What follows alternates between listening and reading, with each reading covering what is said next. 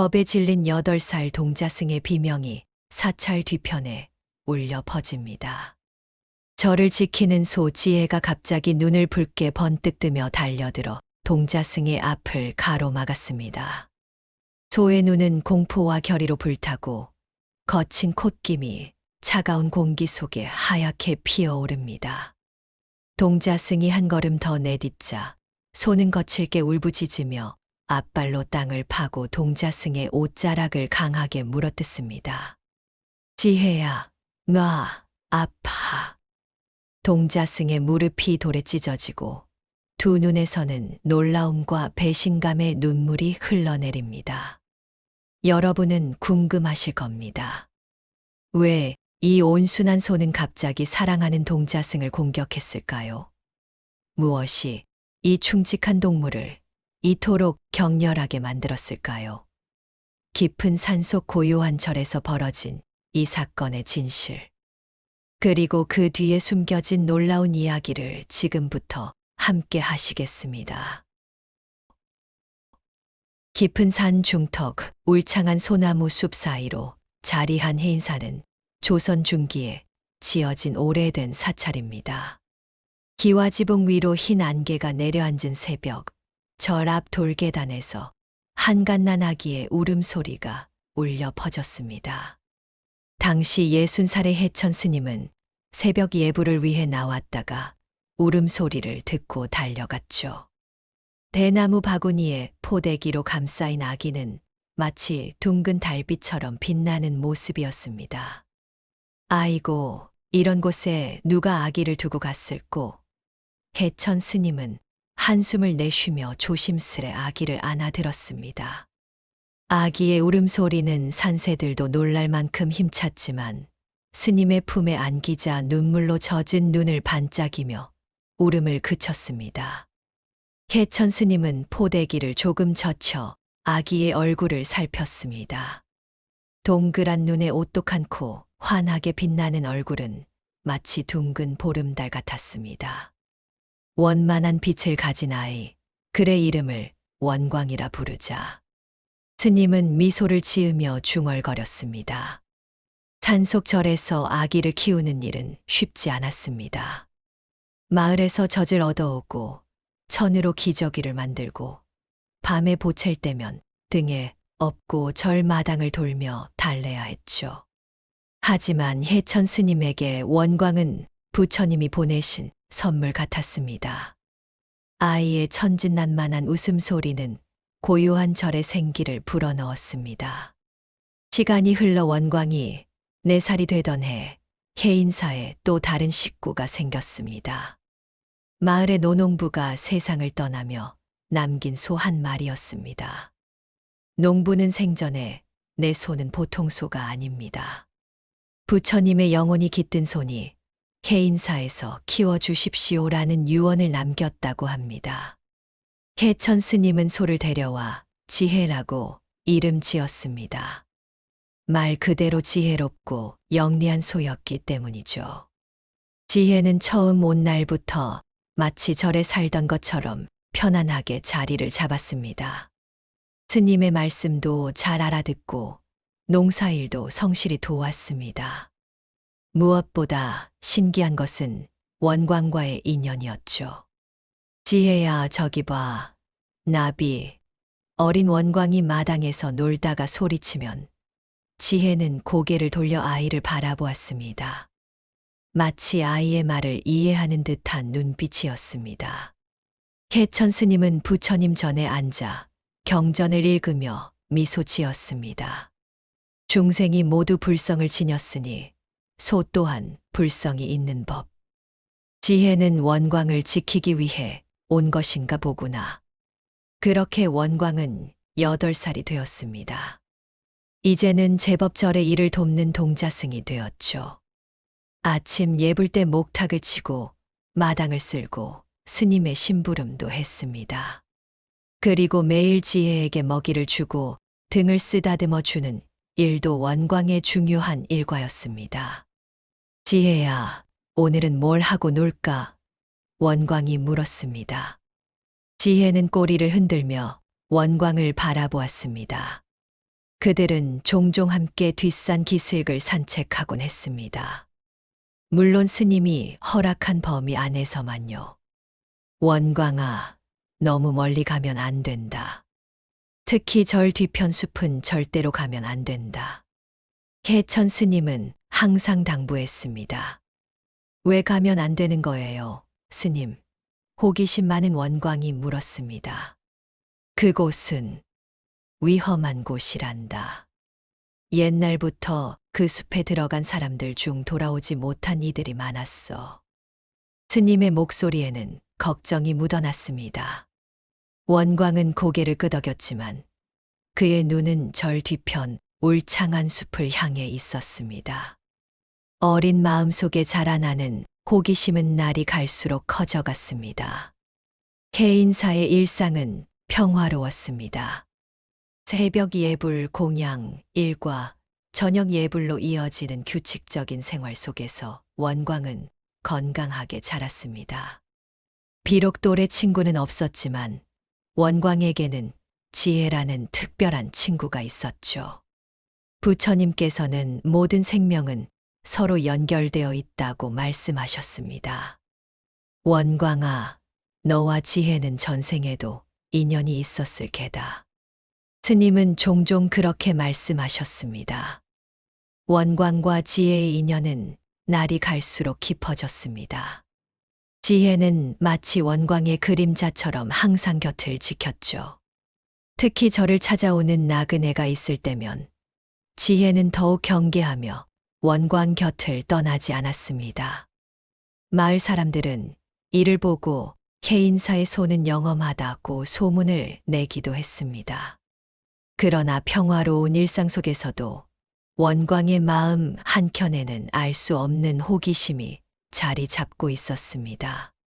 특히 절 뒤편 안개가 자욱한 그 숲에 대한 궁금증이 날로 커져갔습니다.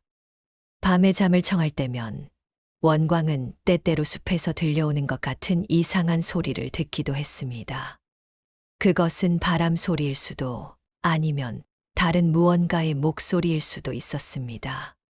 스님, 뒷산 숲에서 가끔 이상한 소리가 들려요. 어느 날 원광이 조심스럽게 물었습니다. 해천 스님은 잠시 말을 잊은 듯 침묵했습니다. 그리고 깊은 한숨을 내쉬며 말했죠. 그것은 바람 소리일 뿐이다. 원광아, 부처님께서 욕망은 고통의 씨앗이라 하셨느니라. 호기심도 때로는 욕망이 될 수 있어. 그 숲에 대한 호기심을 내려놓거라. 그날 밤 원광은 잠들기 전 창밖을 바라보았습니다. 달빛 아래 어둑하게 보이는 숲은 마치 그를 부르는 것 같았습니다. 어느 여름날 아침 원광은 평소보다 일찍 일어나 마당을 쓸고 있었습니다. 이른 아침의 공기는 상쾌했고 새들의 지저귀미 산사의 고요를 깨뜨렸죠. 원광은 잠시 빗자루를 멈추고 절 뒤편 숲을 바라보았습니다. 아침 햇살의 숲은 그렇게 위험해 보이지 않았습니다. 오히려 신비롭고 아름다웠죠. 정말 그곳에 들어가면 돌아오지 못하는 걸까? 원광은 중얼거렸습니다. 8살의 호기심은 쉽게 가라앉지 않았습니다. 며칠 후 해천 스님은 마을에 내려가 약초를 구해오겠다며 저를 비웠습니다. 원광아, 스님이 돌아올 때까지 저를 잘 지키고 있거라. 지혜가 함께 있으니 무서울 것 없다. 스님은 원광의 머리를 쓰다듬으며 말씀하셨습니다. 원광은 고개를 끄덕이며 대답했습니다. 네, 스님. 걱정 마세요. 저랑 지혜가 잘 지키고 있을게요. 스님이 떠나고 원광은 하루 종일 절의 일을 돌보았습니다. 마당을 쓸고 불전에 향을 피우고 작은 텃밭에 채소에 물을 주었습니다. 지혜도 평소와 같이 원광의 곁을 지켰죠. 해가 서산으로 기울기 시작했을 때 원광은 문득 절 뒤편 숲이 떠올랐습니다. 스님이 없는 지금이야말로 숲을 살펴볼 절호의 기회라고 생각했죠. 잠깐만 가서 보고 올 거야. 아무도 모를 거야. 원광은 마음속으로 되뇌었습니다. 원광은 조용히 절 뒤편으로 향했습니다. 노을빛이 산등성이를 물들이고 숲은 붉은 그림자를 들이우고 있었습니다. 원광의 심장은 빠르게 뛰기 시작했습니다. 한 발짝, 두 발짝 숲을 향해 다가갔습니다. 이제 그 금단의 영역으로 들어서기 직전이었죠. 그때 뒤에서 급한 발소리가 들렸습니다. 놀라 뒤돌아보니 지혜가 달려오고 있었습니다. 소의 눈에는 평소와 다른 긴장감이 서려 있었습니다. 지혜야, 괜찮아. 잠깐만 보고 올 거야. 원광이 말했지만 지혜는 마치 이해한 듯 고개를 세게 저었습니다. 소의 큰 눈에는 걱정과 경고의 빛이 서려 있었습니다. 원광은 잠시 망설였습니다. 하지만 호기심은 이미 그를 사로잡고 있었죠. 미안해, 지혜야. 금방 돌아올게. 원광은 다시 숲을 향해 한 발을 내딛었습니다. 그 순간 지혜가 갑자기 달려들어 원광의 옷자락을 물었습니다. 소의 힘은 세었고 원광은 균형을 잃고 땅에 넘어졌습니다. 원광의 무릎이 돌에 찢어져 피가 흘렀습니다. 갑작스러운 통증에 원광은 비명을 질렀습니다. 아파, 지혜야, 왜 그래? 원광은 무릎의 상처를 보며 소리쳤습니다. 아픔과 놀라움, 그리고 배신감이 한꺼번에 밀려왔습니다. 지혜가 자신을 공격했다고 생각한 것이죠. 지혜는 여전히 원광과 숲 사이에 서서 그를 숲으로부터 막아서고 있었습니다. 소의 눈빛은 단호했지만 그 안에는 깊은 염려도 서려 있었습니다. 원광은 눈물을 흘리며 절로 돌아왔습니다. 무릎의 상처는 계속 아팠고 마음의 상처는 더 깊었습니다. 어린 원광은 지혜가 자신을 해치려 했다고 확신했습니다. 평소에 그토록 친했던 지혜가 자신을 공격한 것이 믿기지 않았지만 상처와 아픔은 너무나 분명했죠. 그날 밤 원광은 잠을 이루지 못했습니다. 마음속에서는 두 가지 감정이 충돌했습니다. 한편으로는 지혜에 대한 배신감과 분노가 있었고 다른 한편으로는 스님에게 어떻게 설명해야 할지 걱정이 되었습니다. 사실대로 말하면 스님이 금지한 숲에 가려 했다는 것을 고백해야 했습니다. 새벽녘 원광은 결심을 내렸습니다. 스님에게 지혜가 갑자기 나를 물었다고 말해야겠어. 그럼 나는 숲에 가려 했다는 걸 말하지 않아도 돼. 순간의 판단이었지만 원광은 그것이 최선이라고 생각했습니다. 다음 날 오후 혜천 스님이 마을에서 돌아왔습니다. 스님은 원광의 상처를 보고 놀라 무슨 일이 있었는지 물었죠. 스님, 지혜가 저를 물었어요. 원광은 떨리는 목소리로 말했습니다. 아무 이유 없이 갑자기 달려들어서. 혜천 스님은 깊은 한숨을 내쉬었습니다. 지혜가 그럴 리가 없는데. 20살이 다 되어가니 나이가 들어 이상한 행동을 할 수도 있겠구나. 원광의 거짓말은 성공한 듯 했습니다. 하지만 마음속에는 묵직한 죄책감이 자리 잡기 시작했습니다. 특히 지혜가 자신을 바라보는 슬픈 눈빛이 가슴을 찔렀습니다. 이전에는 그렇게 다정하고 영리해 보이던 눈이 이제는 원광을 향한 깊은 실망과 슬픔으로 가득해 보였습니다. 어쩔 수 없구나. 혜천 스님은 고민 끝에 무거운 결정을 내렸습니다. 지혜를 마을로 보내야겠다. 더 이상 너를 해칠 수 없게 해. 원광은 순간 가슴이 철렁 내려앉았습니다. 자신의 거짓말로 인해 지혜가 저를 떠나게 된다니. 하지만 이미 거짓말을 했고 지금 진실을 말하면 더 큰 혼란만 가져올 것 같았습니다. 그날 밤 원광은 부처님 앞에 앉아 고민했습니다. 부처님의 평온한 얼굴은 마치 모든 것을 알고 있는 듯 했습니다. 부처님, 제가 어떻게 해야 할까요? 원광은 마음속으로 물었습니다.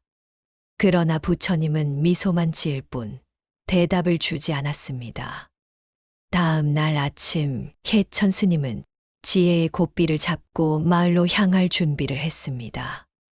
원광은 절마당에서 이들을 배웅했습니다. 지혜는 마지막으로 원광을 바라보았습니다. 그 눈빛에는 슬픔과 무언가 말하고 싶은 듯한 깊은 의미가 담겨 있었습니다. 원광아, 스님이 돌아올 때까지 저를 잘 지키고 있거라. 해천 스님이 말했습니다. 원광은 고개를 끄덕였지만 가슴 속에서는 점점 커지는 죄책감을 느꼈습니다. 지혜가 사라지는 모습을 바라보며 원광은 처음으로 진정한 후회가 무엇인지 깨닫기 시작했습니다. 해천 스님과 지혜가 마을로 향하는 길은 가파르고 좁았습니다. 산길을 따라 내려가는 동안 스님은 깊은 생각에 잠겼습니다. 20해 가까이 함께한 지혜를 마을에 두고 온다는 것은 스님에게도 쉬운 결정이 아니었죠. 그러나 원광의 안전이 우선이었기에 스님은 무거운 마음으로 발걸음을 옮겼습니다. 지혜는 마치 모든 것을 이해하는 듯 순순히 스님을 따랐습니다. 하지만 걸음마다 뒤를 돌아보며 점점 멀어지는 저를 바라보았습니다. 소의 눈에는 깊은 슬픔이 담겨 있었습니다.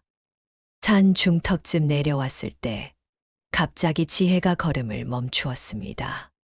소는 마치 무언가에 놀란 듯 귀를 쫑긋 세우고 절 방향을 바라보았습니다.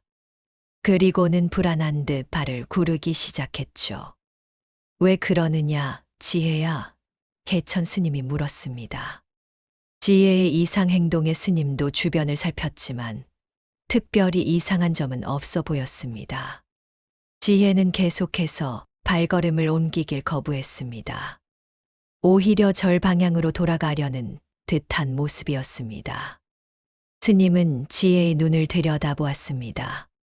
그 순간 무언가 깨달은 듯한 느낌이 스님의 가슴을 스쳤습니다. 지혜야, 내가 정말 원광을 해치려 한 게 아니라면. 스님은 소의 눈을 들여다보았습니다. 지혜의 눈은 맑고 진실했습니다. 거기에는 분노나 광기가 아닌 오직 원광을 향한 깊은 걱정과 사랑만이 담겨 있었습니다. 스님은 깊은 한숨을 내쉬었습니다. 부처님께서 모든 생명에는 이유가 있고 모든 행동에는 뜻이 있다고 하셨지. 지혜야, 내가 원광에게 무슨 일을 한 것인지는 모르겠으나 분명 그럴 만한 이유가 있었을 게야. 그렇게 스님과 지혜는 잠시 산길 위에 서서 서로를 바라보았습니다. 가을 바람이 살랑 불어오며 소나무 사이로 지나갔고 멀리서는 새들의 지저귀이 들렸습니다. 그 고요한 순간 해천 스님은 마음속으로 부처님의 가르침을 되새겼습니다. 진리는 종종 가장 단순한 곳에 있느니라. 부처님의 말씀이 스님의 마음속에 울렸습니다. 지혜야, 내가 원광을 해치려 한 것이 아니라 오히려 지키려 한 것은 아니었을까? 스님의 물음에 지혜는 마치 대답하듯 고개를 끄덕였습니다. 그 순간 스님은 무언가를 깨달았습니다. 원광의 무릎 상처, 지혜의 행동, 그리고 그날따라 유독 불안해 보이던 원광의 표정. 원광이 혹시 절 뒤편 숲으로 가려고 했던 건가? 스님이 중얼거리자 지혜는 다시 한번 고개를 끄덕이는 듯 했습니다. 해천 스님의 눈가에 깊은 주름이 패었습니다. 진실이 서서히 드러나고 있었습니다. 그렇구나. 원광이 금지된 숲으로 가려 했고 내가 그것을 막으려다 일이 벌어진 것이로구나. 스님은 잠시 길가에 앉아 명상에 잠겼습니다. 그동안 지혜는 스님 곁에 조용히 머물렀습니다. 부처님께서는 진실만이 고통에서 벗어나는 길이라 하셨지. 스님은 중얼거렸습니다. 그러나 원광은 아직 어리고 두려움에 진실을 말하지 못했을 수도 있어. 해천 스님은 고민 끝에 일단 지혜를 마을에 두기로 결정했습니다. 어쩌면 이것이 원광에게 중요한 깨달음의 기회가 될지도 모른다고 생각했습니다. 비워야만 채워지는 법. 잠시 떨어져 있으면 서로의 소중함을 더 깨닫게 될 테지. 스님은 부처님의 가르침을 떠올렸습니다. 마을에 도착한 스님은 지혜를 평소 알고 지내던 농부에게 맡겼습니다. 이 소는 보통 소가 아니니 잘 돌봐주시게. 스님은 당부했습니다. 농부는 고개를 끄덕이며 지혜를 마구간으로 안내했습니다. 걱정 마십시오, 스님. 개인사의 소라면 잘 모시겠습니다. 지혜가 마구간으로 들어갈 때 마지막으로 스님을 돌아보았습니다. 그 눈빛에는 슬픔과 함께 어떤 의연함이 담겨 있었습니다. 마치 모든 것을 이해하고 받아들이겠다는 듯한 모습이었습니다. 해천 스님은 마을을 떠나 다시 산길을 오르기 시작했습니다.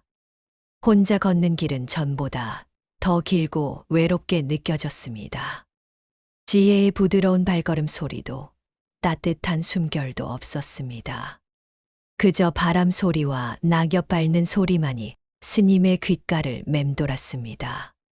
한편 해인사에 홀로 남은 원광은 처음으로 진정한 외로움을 느꼈습니다. 아침에 일어나 첫 번째로 찾던 지혜의 자리가 비어 있었습니다. 물을 길어오는 일, 마당을 쓰는 일, 텃밭을 가꾸는 일. 모든 것이 지혜 없이는 낯설고 쓸쓸했습니다. 원광은 절마당 한 구석에 앉아 무릎을 끌어안고 생각에 잠겼습니다. 지혜가 없는 첫날, 그는 자신이 한 거짓말을 떠올리며 가슴이 아팠습니다. 무릎의 상처는 아물어가고 있었지만 마음속 상처는 오히려 더 깊어지는 것 같았습니다. 지혜야, 미안해. 원광은 작은 목소리로 중얼거렸습니다. 그의 눈에서는 뜨거운 눈물이 흘러내렸습니다. 이제야 그는 지혜가 자신을 해치려 한 것이 아님을 마음 깊이 알게 되었습니다. 지혜는 언제나처럼 그를 지키려 했던 것입니다. 밤이 되고 원광은 잠을 이루지 못했습니다. 창문 너머로 보이는 달은 차갑게 빛나고 있었습니다. 원광은 침상에서 일어나 불당으로 향했습니다. 촛불 아래 부처님의 얼굴은 평온하고 자비로웠습니다. 원광은 부처님 앞에 무릎을 꿇었습니다. 부처님, 제가 거짓말을 했어요. 지혜는 저를 해치려 한 게 아니에요. 저를 지키려 했는데 제가 무서워서 거짓말을 했어요. 아이의 목소리는 흐느낌으로 떨렸습니다. 부처님은 그저 미소 지은 채로 원광을 내려다보고 있었습니다. 그 미소 속에서 원광은 이상하게도 위로를 느꼈습니다. 부처님께서 진실은 가장 어려운 길이지만 가장 가치 있는 길이라고 하셨다고 스님이 말씀하셨어요. 제가 진실을 말할 용기를 주세요. 그날 밤 원광은 진실을 말하기로 굳게 결심했습니다. 스님이 돌아오면 모든 것을 고백하리라 다짐했습니다. 그것이 비록 어려운 길이라 할지라도 그것만이 지혜에게 미안함을 표할 수 있는 유일한 방법이라고 생각했습니다. 다음 날 오후 해천 스님이 절로 돌아왔습니다. 원광은 마당에서 스님을 맞이했습니다. 그의 눈은 부었고 얼굴은 창백했습니다. 밤새 울고 고민했음이 역력했죠. 스님, 제가 말씀드릴 게 있어요.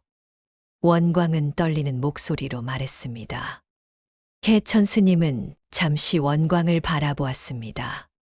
그의 눈빛 속에는 이미 모든 것을 알고 있는 듯한 깊은 통찰이 담겨 있었습니다. 그래, 원광아. 스님에게 말해보거라. 원광은 해천 스님 앞에 무릎을 꿇고 앉았습니다. 그의 작은 어깨는 떨리고 있었습니다. 진실을 말하는 것은 생각보다 훨씬 어려웠습니다.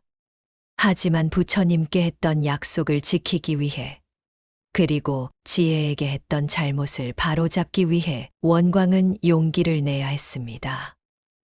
스님, 제가 거짓말을 했어요. 원광은 고개를 숙인 채 작은 목소리로 말을 시작했습니다. 지혜가 저를 물지 않았어요. 제가 절 뒤편 숲으로 가려고 했던 거예요. 해천 스님은 말없이 원광을 바라보았습니다. 그의 눈에는 놀라움보다는 깊은 이해의 빛이 서려 있었습니다. 원광은 계속해서 말을 이었습니다. 지혜가 저를 막으려고 했어요. 제 옷자락을 물고. 그래서 제가 넘어진 거예요. 하지만 저는 무서워서 스님께 거짓말을 했어요. 원광의 목소리는 흐느낌으로 떨렸습니다. 그래서 지혜가 저를 떠나게 됐어요. 다 제 잘못이에요. 원광의 눈에서는 뜨거운 눈물이 흘러내렸습니다. 그의 작은 주먹은 무릎 위에서 꽉 쥐어졌습니다. 죄책감과 후회가 어린 가슴을 무겁게 누르고 있었습니다. 해천 스님은 깊은 한숨을 내쉬었습니다. 그리고는 조용히 원광의 머리를 쓰다듬었습니다.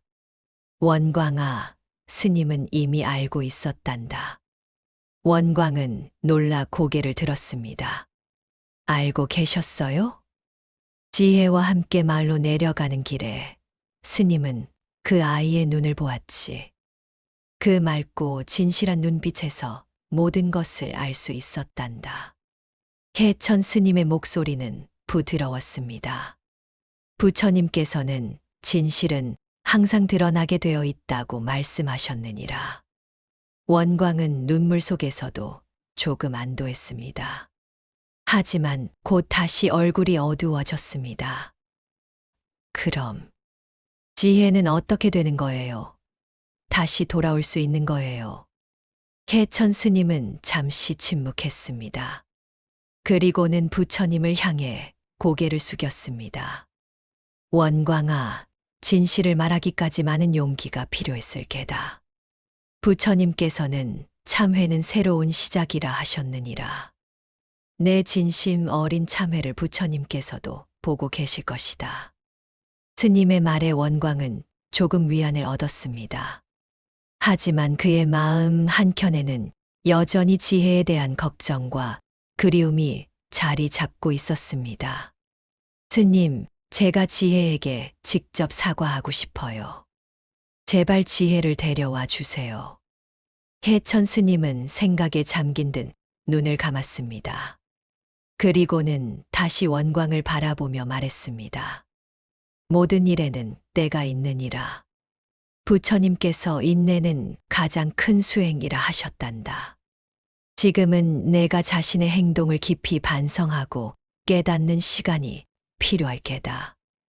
원광의 얼굴이 실망으로 어두워졌습니다. 그는 지혜가 당장 돌아오길 바랐지만 스님의 말씀에는 깊은 뜻이 있음을 알았습니다. 그럼 언제 지혜를 다시 볼 수 있을까요?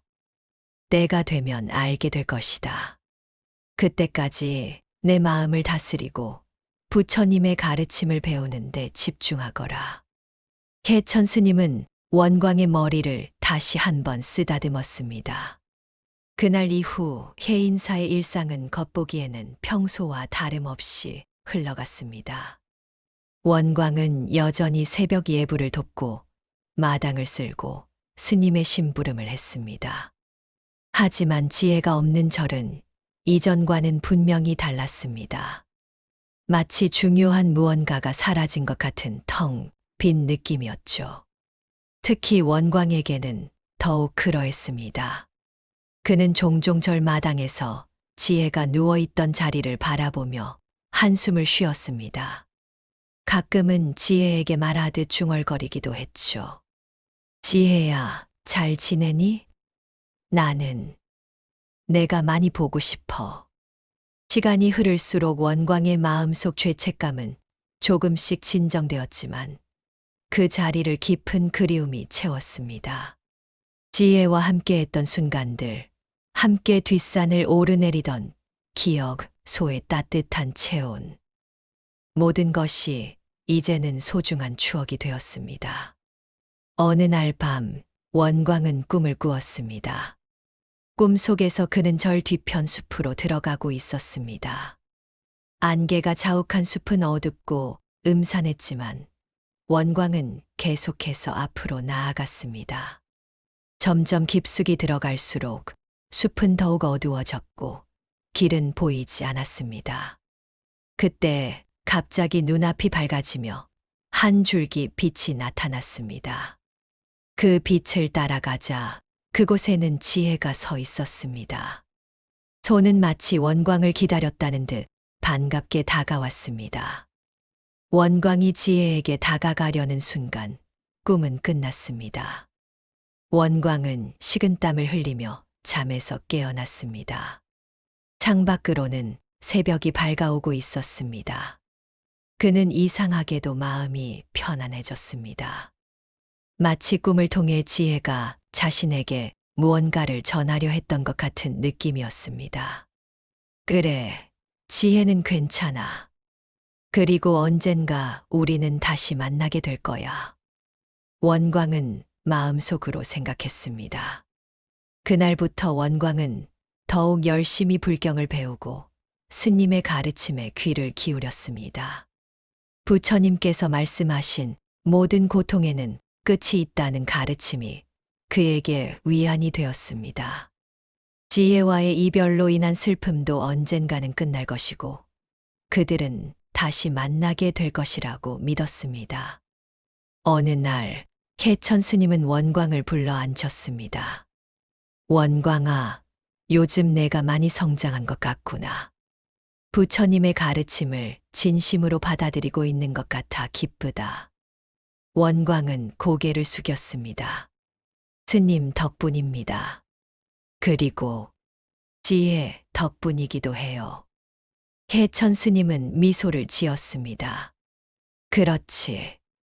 때로는 가장 큰 가르침이 예상치 못한 곳에서 오기도 한단다. 부처님께서는 모든 중생은 우리의 스승이 될 수 있다고 하셨느니라. 스님, 지혜는 지금 잘 지내고 있을까요? 원광은 조심스럽게 물었습니다.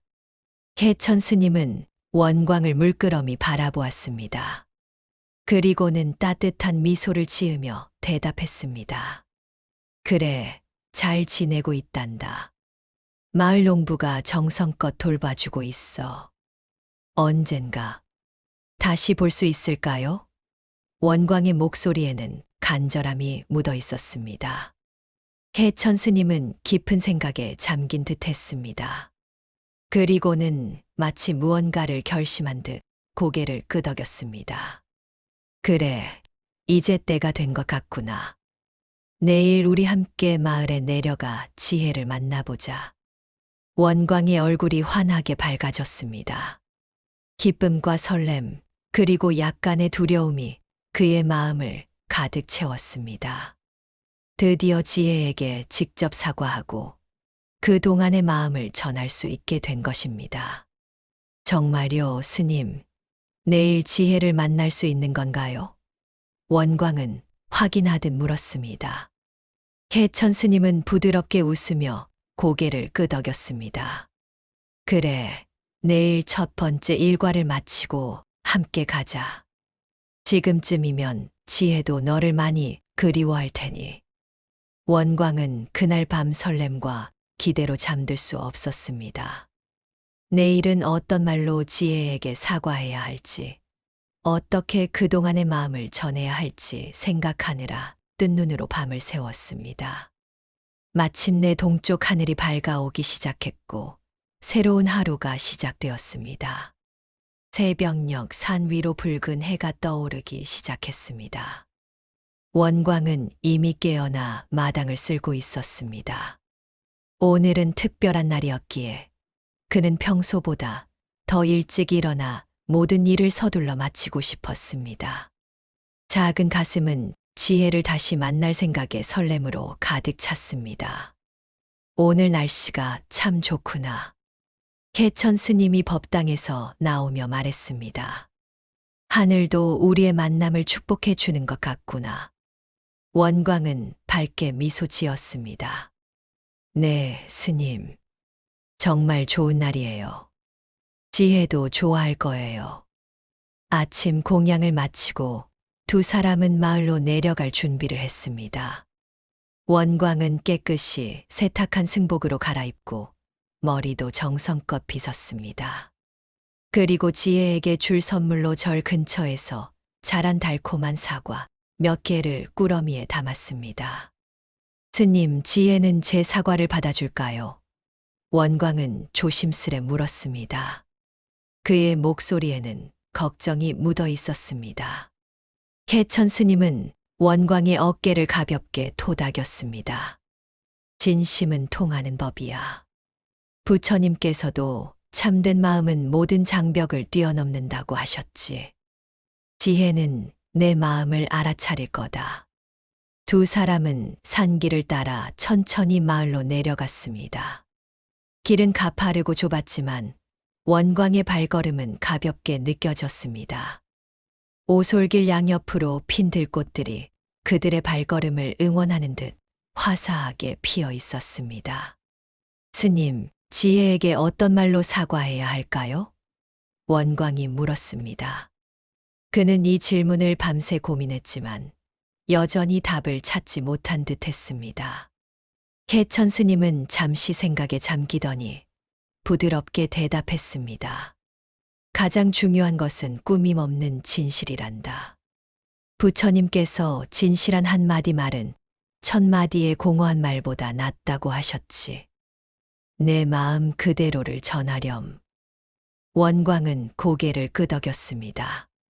그의 작은 가슴 속에서는 여러 감정이 소용돌이 쳤습니다. 기쁨과 설렘, 걱정과 두려움, 그리고 무엇보다 진심 어린 사과의 마음이 그의 가슴을 가득 채웠습니다. 산을 반쯤 내려왔을 때 원광은 문득 발걸음을 멈추었습니다. 스님, 만약 지혜가 절로 돌아온다면 다시는 그 아이를 떠나보내지 않을 거예요. 제가 더 크고 더 현명해질 거예요. 개천 스님의 눈에 감동의 빛이 어렸습니다. 원광아, 내가 정말 많이 자랐구나. 부처님께서는 깨달음은 순간에 오지만 성장은 시간이 필요하다고 하셨다. 내가 이번 일을 통해 큰 성장을 이룬 것 같구나. 마을이 가까워질수록 원광의 심장 박동은 더욱 빨라졌습니다. 저 멀리 마을의 초가지붕들이 보이기 시작했습니다. 그곳 어딘가에 지혜가 있을 것입니다. 지난 며칠간 그리워했던 그 따뜻한 눈빛을 곧 다시 볼 수 있다는 생각에 원광은 발걸음을 재촉했습니다. 마을에 도착한 두 사람은 곧장 농부의 집을 향해 걸었습니다. 마을 사람들이 스님을 알아보고 공손히 인사를 건넸습니다. 개천 스님은 미소로 화답하며 그들의 안부를 물었습니다. 저기 농부 김 씨의 집이구나. 개천 스님이 앞쪽을 가리켰습니다. 작은 초가집 옆에는 넓은 마당과 마구간이 있었습니다. 마당에서는 닭들이 모이를 쪼고 있었고 멀리서 소 울음소리가 들렸습니다. 원광은 그 소리에 심장이 쿵 내려앉는 것을 느꼈습니다. 지혜야, 그의 마음이 소리쳤습니다. 참을 수 없이 달려가고 싶었지만 원광은 스님의 뒤를 따라 조용히 걸었습니다. 농부는 마당에서 농기구를 손질하고 있다가 스님과 원광을 발견하고 반갑게 맞이했습니다. 아이고 스님, 어서 오십시오. 이게 누구시죠? 해인사의 동자승인가요? 그렇소. 이 아이는 원광이라 하오. 지혜와는 특별한 인연이 있는 아이지요. 해천 스님이 대답했습니다. 원광은 공손히 인사를 했습니다. 그의 눈은 이미 마구간을 향해 있었습니다. 지혜는 어디 있나요? 농부는 미소를 지으며 마구간을 가리켰습니다. 저기 있지요. 아침부터 밥도 잘 안 먹고 조금 슬퍼 보이던데. 아마 산 생활이 그리운가 봅니다. 원광은 더 이상 참을 수 없다는 듯 마구간을 향해 뛰어갔습니다. 지혜야, 그가 소리쳤습니다. 마구간 문을 열자 그곳에 지혜가 서 있었습니다. 손은 원광을 보자 마치 오랜 친구를 만난 듯 반갑게 울음소리를 냈습니다. 원광은 주저없이 지혜에게 달려가 그의 목을 안았습니다. 뜨거운 눈물이 그의 뺨을 타고 흘러내렸습니다. 지혜야, 미안해. 정말 미안해. 원광은 흐느끼며 소의 목을 껴안았습니다. 내가 거짓말을 해서, 내가 저를 떠나게 만들어서 정말 미안해. 지혜는 마치 이해한다는 듯 부드럽게 원광의 머리를 핥았습니다. 소의 눈에도 맑은 눈물이 고인 듯 했습니다. 그 따뜻한 눈빛에는 원망이 아닌 오직 깊은 애정만이 담겨 있었습니다. 해천 스님과 농부는 조금 떨어진 곳에서 그 장면을 지켜보고 있었습니다. 참 신기한 인연입니다. 농부가 말했습니다. 처음 왔을 때부터 그 소는 매일 산을 바라보며 슬퍼하는 듯 했습니다. 해인사가 그리웠던 모양이지요. 해천 스님은 고개를 끄덕였습니다. 부처님께서 말씀하셨죠. 모든 중생은 서로 연결되어 있다고. 지혜와 원광은 특별한 연을 맺은 것 같소이다. 마구간에서는 원광이 가져온 사과를 지혜에게 건네고 있었습니다. 지혜야, 이건 우리 절 뒤편에서 딴 사과야. 내가 좋아하던 거지. 소는 사과를 맛있게 먹으며 기뻐했습니다. 원광은 지혜의 등을 쓰다듬으며 말을 이었습니다. 지혜야, 이제 함께 절로 돌아가자. 다시는 너를 떠나보내지 않을게. 그리고 다시는 거짓말도 하지 않을게. 약속할게. 해천 스님이 마구간으로 들어왔습니다. 농부 김씨께서 허락하셨다. 지혜를 다시 데려가도 좋단다. 원광의 얼굴에 환한 미소가 피어났습니다. 그의 눈은 기쁨의 눈물로 반짝였습니다. 정말요. 지혜가 다시 우리와 함께 살 수 있는 거예요. 해천 스님은 미소를 지으며 고개를 끄덕였습니다. 그래, 이제 함께 집으로 돌아가자. 농부는 지혜의 등에 안장을 얹어 주었습니다. 잘 가시게, 스님. 이 소는 보통 소가 아니니 잘 모셔야 합니다. 고맙소이다. 잘 돌봐주셔서. 해천 스님이 감사의 인사를 전했습니다. 세 사람은 마을을 떠나 다시 산길을 올랐습니다. 원광은 지혜의 등 위에 올라타 행복한 미소를 지었습니다. 지혜도 활기찬 걸음으로 산길을 오르며 때때로 반가운 울음소리를 내었습니다. 지혜야, 우리 이제 집으로 가는 거야. 원광이 소의 귀에 대고 속삭였습니다. 산길을 오르는 동안 원광은 문득 절 뒤편 숲이 떠올랐습니다. 예전에는 그 미지의 공간에 대한 호기심으로 가득 찼었지만 이제는 그 호기심이 한결 가라앉은 것을 느꼈습니다. 가장 소중한 것은 호기심을 채우는 것이 아니라 지금 이 순간 함께하는 이들과의 진실한 관계임을 깨달은 것이었습니다. 스님, 부처님께서는 거짓말을 한 사람도 용서받을 수 있다고 하셨나요? 원광이 조심스레 물었습니다. 개천 스님은 걸음을 멈추고 원광을 바라보았습니다. 부처님께서는 참회하는 마음이야말로 진정한 불심의 시작이라 하셨다. 진심으로 반성하고 다시는 그런 실수를 반복하지 않겠다는 마음이 있다면 그것이야말로 가장 큰 용서란다. 원광은 스님의 말씀을 가슴에 새기며 고개를 끄덕였습니다. 그리고 지혜의 등을 토닥이며 말했습니다. 지혜야, 앞으로는 정직하게 살게. 내가 내게 큰 가르침을 주었어. 해가 중천에 떠오르고 세 사람의 모습은 산길을 따라 점점 해인사를 향해 올라갔습니다. 그들의 앞에는 새로운 시작이, 그리고 더 깊은 인연이 기다리고 있었습니다. 해인사로 돌아온 지혜는 마치 집에 돌아온 것처럼 편안해 보였습니다. 소는 익숙한 마당을 돌아다니며 반가운 울음소리를 냈고, 원광은 한시도 지혜의 곁을 떠나지 않았습니다. 두 사이의 유대감은 이별 후 더욱 깊어진 듯했습니다. 원광아, 지혜에게 먹이를 주고 오너라. 개천 스님이 말씀하셨습니다. 오랜만에 돌아온 지혜가 배고플 테니. 원광은 기쁜 마음으로 창고에서 지혜의 먹이를 가져왔습니다. 신선한 건초와 절 뒤편 텃밭에서 기른 무와 배추 잎사귀들을 한 아름 안고 와서 지혜 앞에 내려놓았습니다. 지혜야, 많이 먹어. 마을에서는 잘 먹지 못했지. 원광이 소의 머리를 쓰다듬으며 말했습니다. 지혜는 마치 대답하듯 원광의 손을 핥았고 고지어 먹이를 맛있게 먹기 시작했습니다. 그날 저녁, 개천 스님은 부처님 앞에 특별한 향을 피웠습니다. 오늘은 지혜의 귀환을 축하하고 원광의 깨달음에 감사하는 날이니라.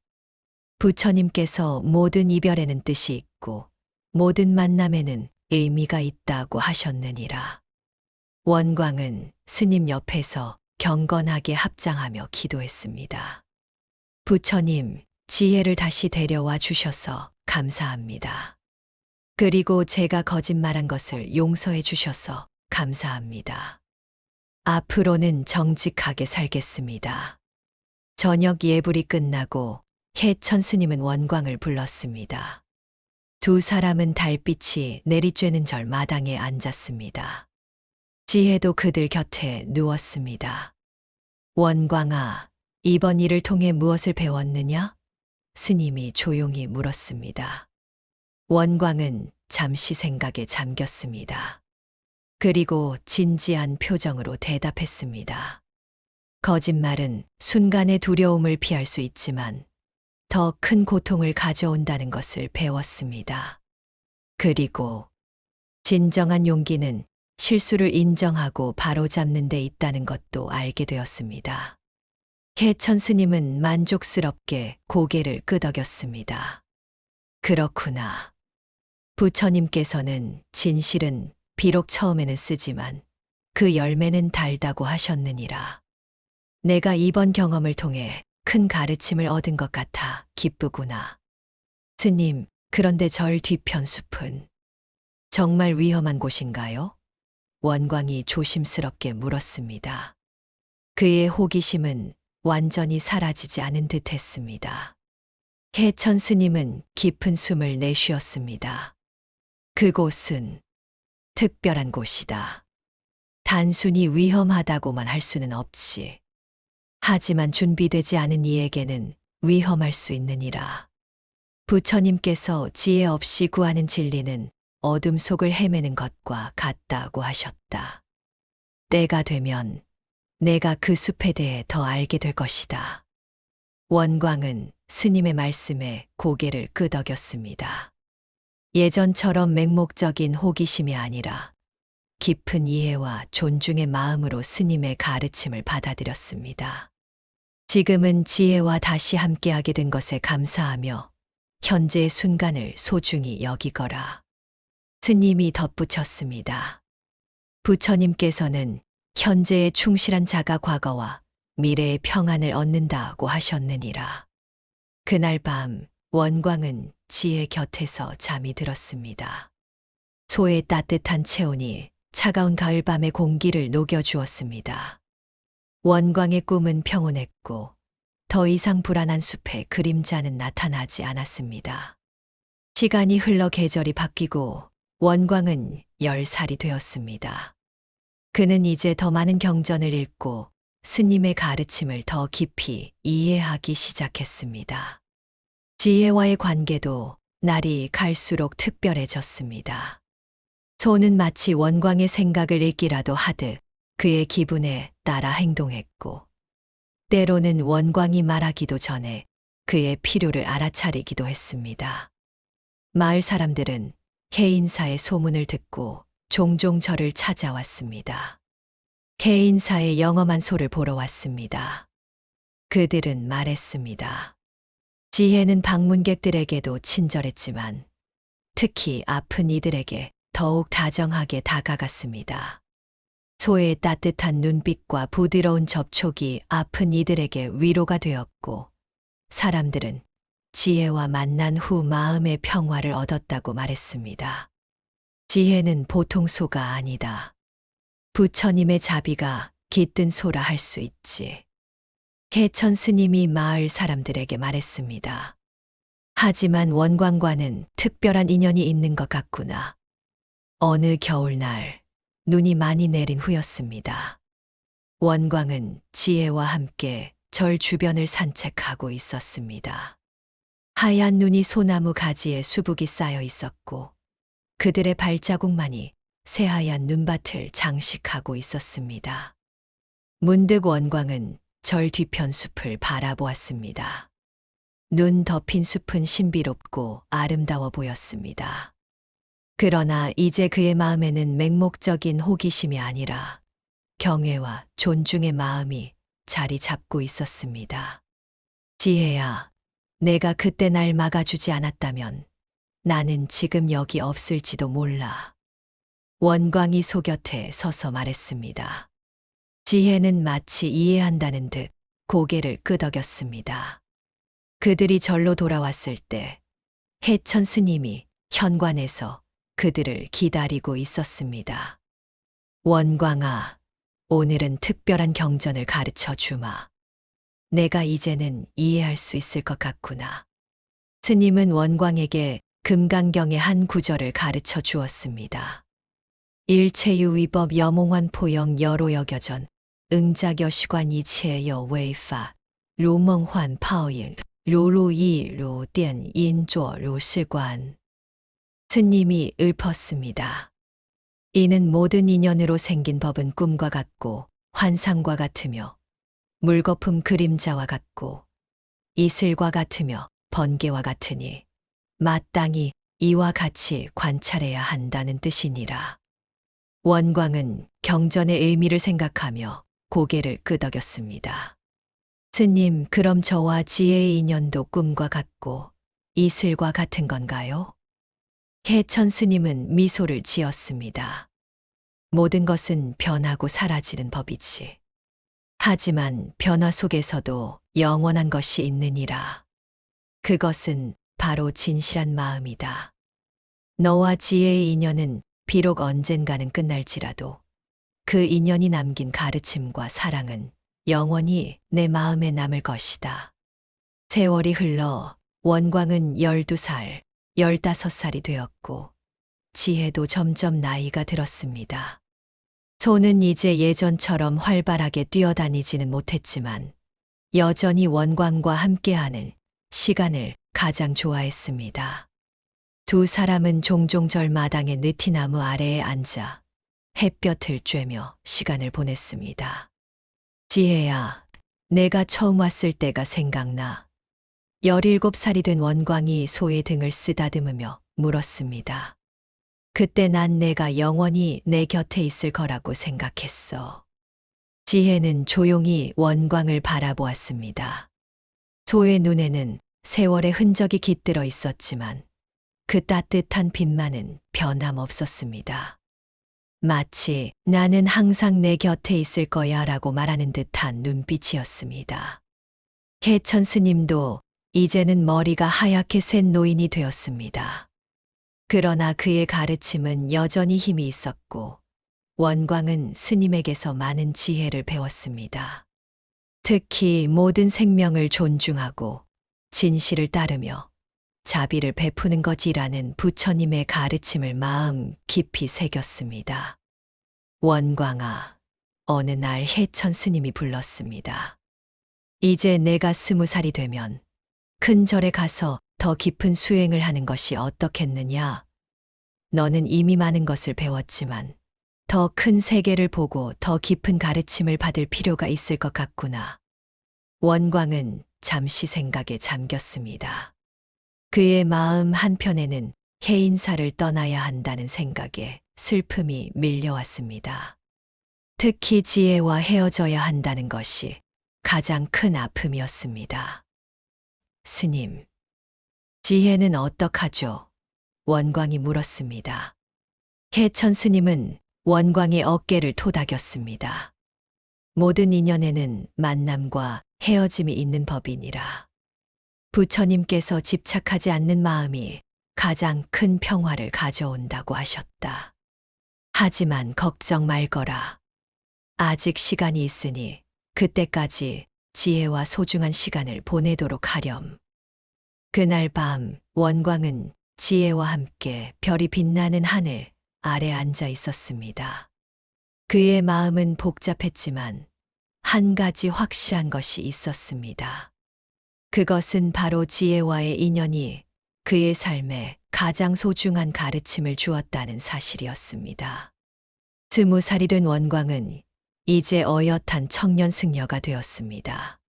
키는 훌쩍 자라 어깨가 단단해졌고 눈빛에는 깊은 지혜가 깃들어 있었습니다. 해천 스님의 가르침 아래 불경을 공부하고 명상을 통해 마음을 다스리는 법을 익혔습니다. 하지만 그의 가장 소중한 스승은 여전히 지혜였습니다. 지혜는 이제 28살의 나이 든 소가 되었습니다. 털은 군데군데 하얗게 변했고 걸음걸이는 예전만큼 활기차지 않았습니다. 하지만 그 지혜로운 눈빛만은 여전했습니다. 원광과 지혜는 여전히 많은 시간을 함께했습니다. 때로는 절 주변을 천천히 산책하기도 하고, 때로는 그저 마당의 느티나무 아래에 앉아 햇볕을 쬐며 시간을 보내기도 했습니다. 지혜야, 나 곧 큰 절로 떠나야 해. 어느 날 원광이 소의 등을 쓰다듬으며 말했습니다. 스님께서 더 깊은 수행을 위해 가야 한다고 하시오. 지혜는 마치 이해한다는 듯 원광을 바라보았습니다. 소의 눈에는 슬픔이 어려 있었지만 동시에 그를 응원하는 듯한 따스함도 담겨 있었습니다. 걱정 마, 자주 돌아올게. 원광이 지혜의 이마에 자신의 이마를 맞대며 말했습니다.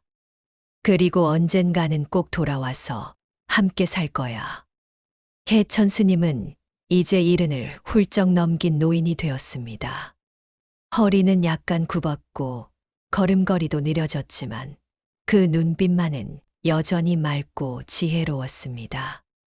스님은 원광이 대흥사로 떠날 날을 한 달 앞두고 그를 불당으로 불렀습니다. 원광아, 내가 해인사에 온 지도 벌써 18배가 되었구나. 스님이 말했습니다. 그동안 너는 많이 자랐다. 이제는 더 넓은 세상에서 더 깊은 가르침을 배울 때가 되었다. 원광은 공손히 고개를 숙였습니다. 네, 스님. 가르침 주심에 감사합니다. 하지만 지혜는 어떻게 되나요? 해천 스님은 잠시 생각에 잠겼습니다. 지혜는 계속 여기 있을 것이다. 그리고 너는 언제든 돌아올 수 있지. 부처님께서는 모든 인연은 영원히 끊어지지 않는다고 하셨느니라. 너와 지혜의 인연도 마찬가지일 것이다. 원광은 안도의 한숨을 내쉬었습니다. 그는 지혜와 헤어지는 것이 가장 걱정되었습니다. 비록 떠나야 하지만 언제든 돌아올 수 있다는 생각에 마음이 조금은 가벼워졌습니다. 스님, 제가 떠나 있는 동안 지혜를 잘 부탁드립니다. 원광이 말했습니다. 해천 스님은 미소를 지었습니다. 그럼요. 지혜는 우리 해인사의 가족이니까. 하지만 원광아, 한 가지 기억해야 할 것이 있다. 모든 생명에는 시작과 끝이 있는 법이지. 지혜도 이미 나이가 많이 들었단다. 언젠가는 이별의 순간이 올 수도 있다는 것을 마음의 준비를 해두어야 한다. 원광은 스님의 말씀에 가슴이 아려왔습니다. 지혜가 언젠가는 세상을 떠날 것이라는 사실을 알고는 있었지만 그 생각을 마음 깊숙이 밀어두고 있었습니다. 스님, 제가 돌아오기 전에 그런 일이 생기면 어떡하죠? 부처님께서 말씀하셨지. 모든 것은 변하고 사라지는 법이다. 이 진리를 깨달은 자는 슬픔에서 벗어난다고. 원광아, 삶과 죽음은 모두 자연의 이치란다. 중요한 것은 그 순간순간을 어떻게 살아가느냐 하는 것이지. 스님의 말씀은 엄숙하면서도 따뜻했습니다. 원광은 고개를 끄덕였습니다.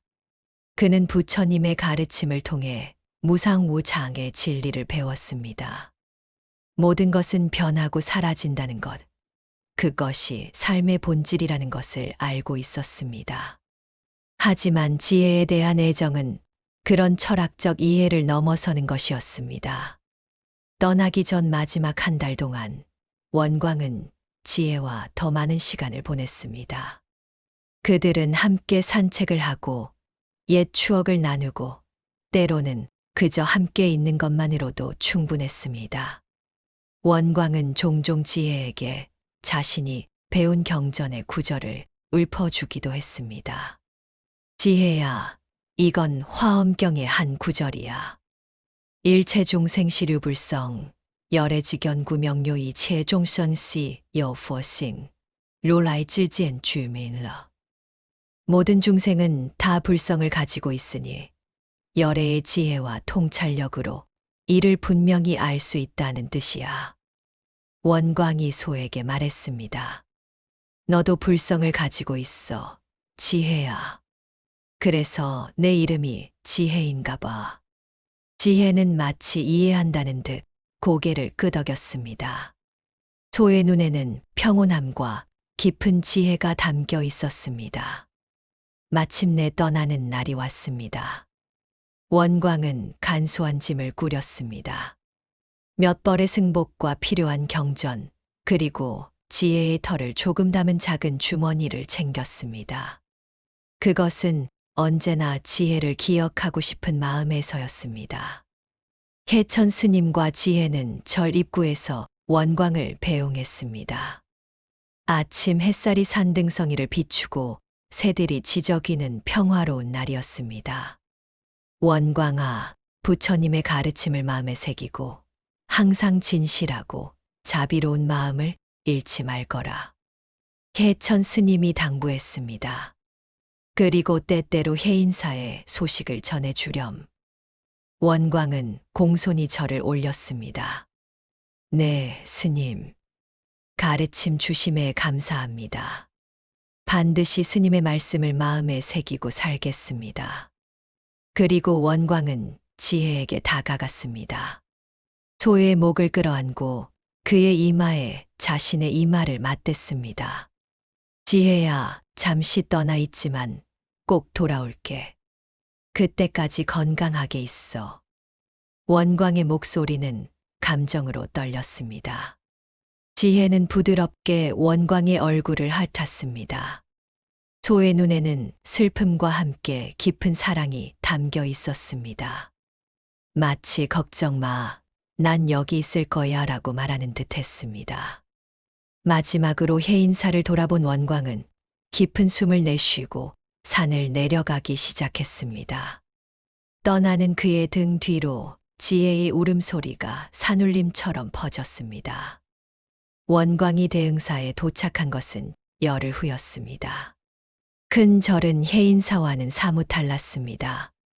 수십 명의 스님들이 수행하는 장소였고 많은 불전과 요사체 그리고 광대한 경내가 있었습니다. 원광은 처음에는 낯설고 외로웠지만 곧 새로운 환경에 적응하기 시작했습니다. 그는 열심히 경전을 공부하고 명상을 하며 선지식들의 가르침을 받았습니다. 하지만 그의 마음 한구석에는 항상 해인사와 지혜에 대한 그리움이 자리하고 있었습니다. 원광은 종종 밤하늘의 별을 바라보며 지혜도 같은 별을 보고 있을까 생각했습니다. 그리고 때때로 해인사로 편지를 보냈습니다. 그의 수행 생활과 배운 것들, 그리고 지혜에 대한 그리움을 담은 내용이었습니다. 6개월이 지난 어느 날, 대흥사의 해인사에서 온 편지가 도착했습니다. 원광은 설레는 마음으로 편지를 열었습니다. 그것은 해천 스님의 편지였습니다. 원광아, 내 소식을 들으니 반갑구나. 해인사는 여전히 평온하고 우리는 모두 잘 지내고 있단다. 지혜도 건강하게 지내고 있으니 걱정 말거라. 다만 요즘 들어 나이가 들어 예전보다 활기가 줄었단다. 하지만 여전히 내가 있던 방 앞에서 많은 시간을 보내고 있지. 너를 기다리는 것 같구나.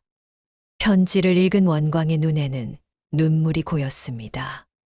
지혜가 자신을 기다린다는 생각에 가슴이 아렸습니다. 그는 서둘러 답장을 썼습니다.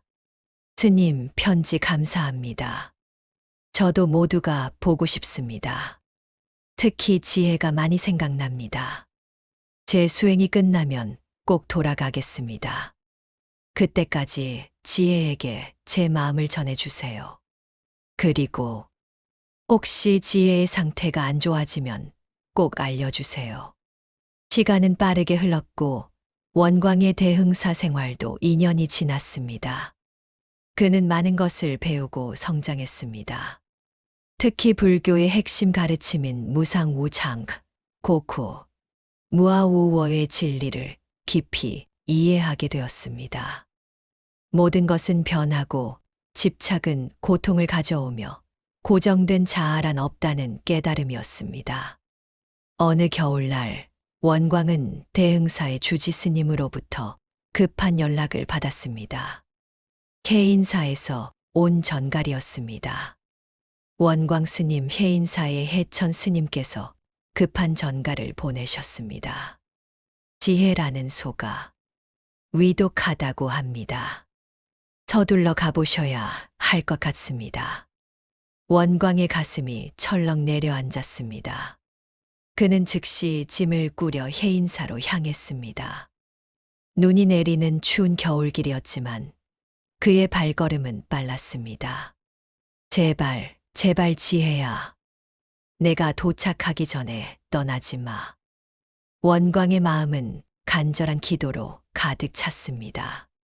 그는 밤낮을 가리지 않고 걸었고 마침내 사흘 만에 해인사에 도착했습니다. 해인사에 도착한 원광의 발걸음은 무거웠습니다. 멀리서 보이는 익숙한 기와지붕과 솥대가 그를 반겼지만 그의 마음은 초조함으로 가득 차 있었습니다. 숨을 고르며 절 입구를 지나자 낯이 근 풍경들이 눈에 들어왔습니다.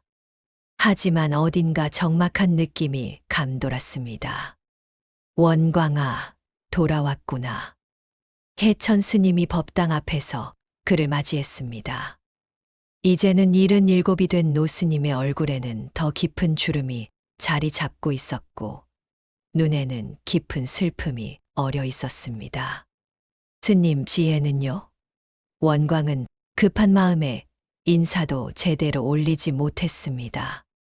해천 스님은 깊은 한숨을 내쉬었습니다. 지혜는 마당 끝 헛간에 있다. 4일 전부터 음식도 거의 먹지 않고 일어나지도 못하고 있다.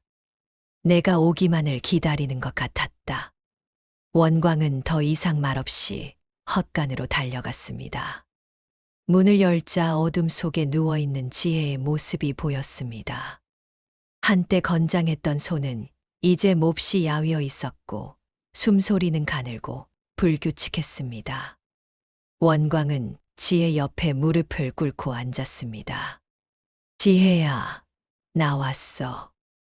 원광의 목소리는 흐느낌으로 떨렸습니다. 미안해, 더 일찍 오지 못해서. 지혜는 힘겹게 눈을 떴습니다. 그 눈에는 여전히 따스한 빛이 담겨 있었습니다.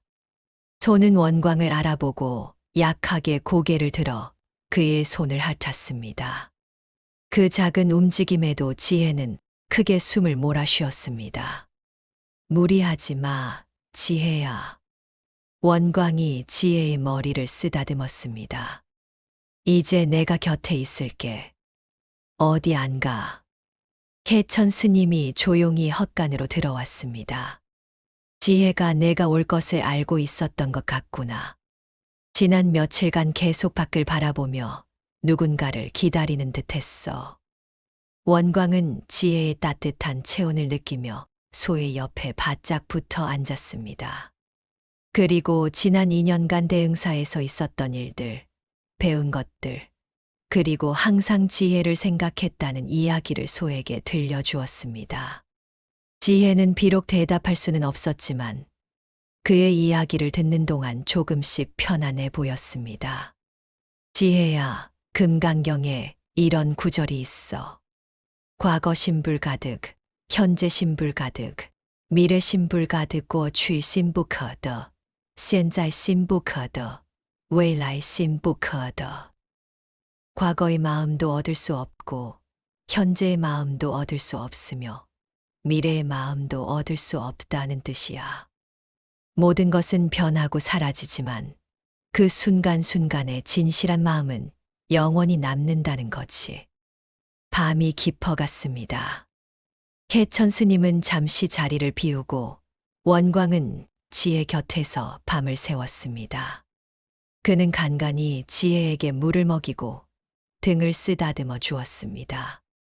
그리고 지혜의 귀에 대고 작은 목소리로 부처님의 가르침과 옛 추억들을 들려주었습니다. 새벽이 밝아올 무렵 지혜의 상태는 더욱 악화되었습니다. 소의 숨소리는 이제 거의 들리지 않았고 몸은 차갑게 식어가고 있었습니다. 지혜야, 괜찮아. 두렵지 않아도 돼. 원광이 속삭였습니다. 부처님께서는 두려움 없이 떠날 수 있는 자가 진정한 평화를 얻는다고 하셨어. 내가 이루어 낸 선업은 너를 좋은 곳으로 인도할 거야. 원광의 눈에서는 뜨거운 눈물이 흘러내렸습니다. 그는 지혜의 머리를 자신의 가슴에 안고 마지막 순간을 함께했습니다. 지혜야, 고마워.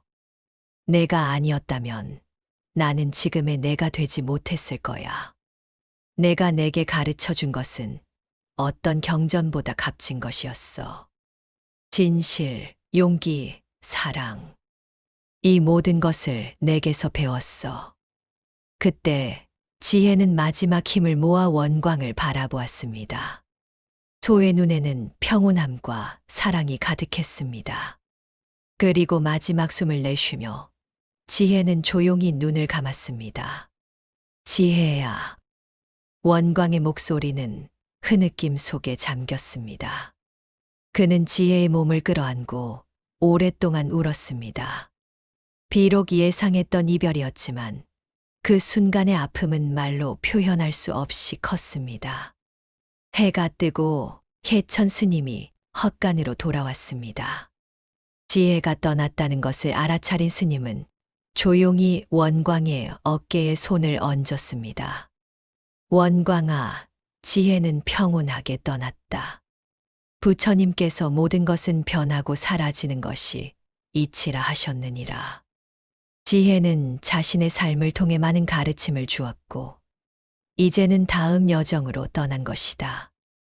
원광은 천천히 고개를 들었습니다. 눈물로 얼룩진 그의 얼굴에는 깊은 슬픔과 함께 어떤 깨달음이 서려 있었습니다. 스님, 지혜를 절 뒤편 언덕에 묻어드리고 싶습니다. 봄이 되면 꽃이 피는 그곳에요. 해천 스님은 고개를 끄덕였습니다. 그래, 좋은 생각이다. 지혜도 그곳을 좋아했을 것이다. 그날 오후 원광과 스님, 그리고 주변 마을에서 온 몇몇 사람들이 함께 지혜를 절 뒤편 언덕에 묻었습니다. 원광은 직접 땅을 파고 지혜의 몸을 조심스럽게 내려놓았습니다. 그리고 지혜가 좋아하던 신선한 풀과 꽃잎들을 함께 넣어 주었습니다. 지혜야, 평온히 쉬어라. 원광이 마지막 흙을 덮으며 말했습니다. 내가 준 가르침을 영원히 기억할게. 무덤 위에 원광은 작은 돌탑을 쌓았습니다. 그것은 지혜를 기억하고 추모하는 마음의 표현이었습니다. 해천 스님은 지혜의 무덤 앞에서 경전을 읊었습니다. 색즉 시공 공즉 시 색서지 스콩 콩지 슬서. 형상은 곧 공이요 공은 곧 형상이니라.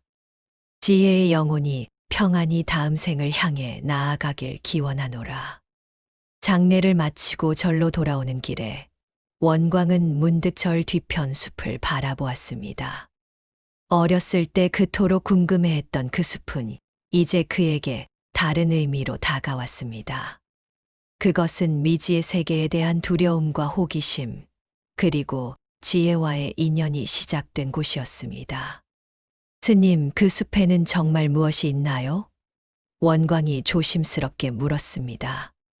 해천 스님은 잠시 생각에 잠기더니 대답했습니다. 그곳은 옛날 전쟁 때 많은 이들이 희생된 곳이란다. 영혼들이 아직도 방황하는 곳이라 하여 사람들이 두려워했지. 하지만 사실 두려워할 것은 없다. 부처님께서 두려움은 무지에서 비롯된다고 하셨느니라. 지혜는 내가 그곳에 가는 것을 막은 것이 아니라 아직 준비되지 않은 너를 보호하려 한 것이었지. 원광은 고개를 끄덕였습니다. 이제 그는 지혜가 했던 행동의 의미를 더 깊이 이해할 수 있었습니다. 그것은 단순한 보호를 넘어 그가 성장할 때까지 기다려주는 깊은 사랑의 표현이었던 것입니다.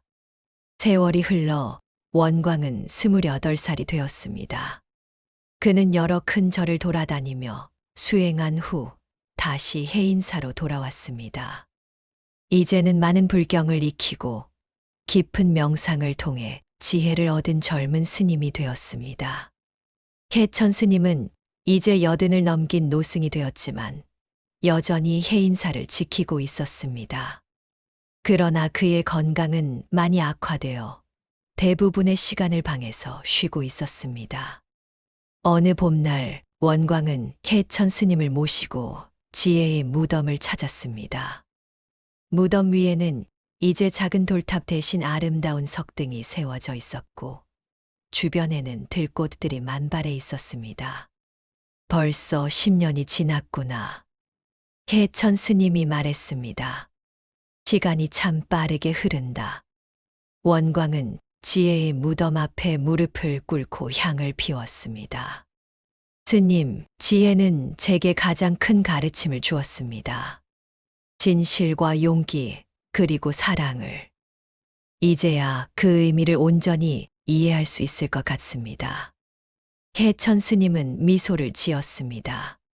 그것이 바로 부처님의 가르침의 핵심이다. 모든 생명을 존중하고 진실을 따르며 자비를 베푸는 것. 지혜는 비록 말을 하지 못하는 소였지만 그 가르침을 몸소 실천한 진정한 보살이었다. 두 스님은 함께 지혜의 무덤 앞에서 경전을 읊었습니다. 봄바람이 불어와 무덤 위의 들꽃을 흔들었습니다. 마치 지혜가 그들에게 인사를 하는 것 같았습니다. 원광아, 혜천 스님이 물었습니다. 앞으로 어떻게 할 생각이냐? 원광은 잠시 생각에 잠겼습니다. 그리고 결연한 눈빛으로 대답했습니다. 개인사에 남아 스님의 가르침을 이어가고 싶습니다. 그리고 지혜처럼 다른 이들에게 가르침을 주는 사람이 되고 싶습니다. 혜천 스님의 눈가에 감동의 빛이 어렸습니다. 그래, 그것이 좋겠구나. 부처님께서는 자신의 등불이 되어 다른 이들의 길을 밝히라고 하셨느니라. 그날 이후 원광은 해인사의 스님으로서 많은 중생들에게 부처님의 가르침을 전했습니다. 그는 특히 마을의 아이들에게 지혜의 이야기를 들려주며 진실과 용기, 사랑의 중요성을 가르쳤습니다. 옛날 해인사에 지혜라는 특별한 소가 있었단다. 원광은 아이들에게 말했습니다. 그 소는 말을 하지 못했지만 그 어떤 스승보다도 깊은 가르침을 주었지. 아이들은 눈을 빛내며 원광의 이야기에 귀를 기울였습니다. 그리고 종종 절 뒤편 언덕의 지혜 무덤에 꽃을 놓아주기도 했습니다. 시간이 흘러 혜천 스님이 입적하자 원광은 해인사의 주지 스님이 되었습니다. 그는 스님의 유지를 받들어 절을 보존하고 더 많은 중생들에게 가르침을 펼쳤습니다. 그리고 매년 봄이 오면 지혜의 무덤을 찾아 그 소중한 인연을 기리는 특별한 의식을 치렀습니다. 지혜야, 내가 내게 가르쳐 준 것들을 이제 나는 다른 이들에게 전하고 있어. 원광은 무덤 앞에서 중얼거렸습니다. 내 영혼이 평안하기를 바라. 어느 날 노스님이 된 원광은 저를 찾아온 어린 고아를 만났습니다. 그 아이의 맑은 눈빛에서 원광은 옛 자신의 모습을 보았습니다. 이리 오렴. 원광은 아이에게 손을 내밀었습니다. 내 이름이 무엇이니? 이름이 없어요. 아이가 수줍게 대답했습니다. 원광은 부드러운 미소를 지으며 아이의 머리를 쓰다듬었습니다. 그럼 이제부터 지혜라고 부르자. 옛날 내게 큰 가르침을 준 소의 이름이란다. 그렇게 해인사에는 새로운 지혜가 생겼고 원광은 과거 해천 스님이 자신을 키워준 것처럼 정성껏 아이를 돌보았습니다.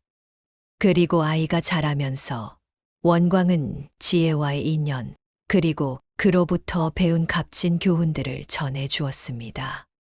이렇게 해인사에서는 진실과 용기, 사랑의 가르침이 끊임없이 이어져 갔고, 지혜의 영혼은 영원히 그곳에 남아 그들을 지켜보고 있었습니다.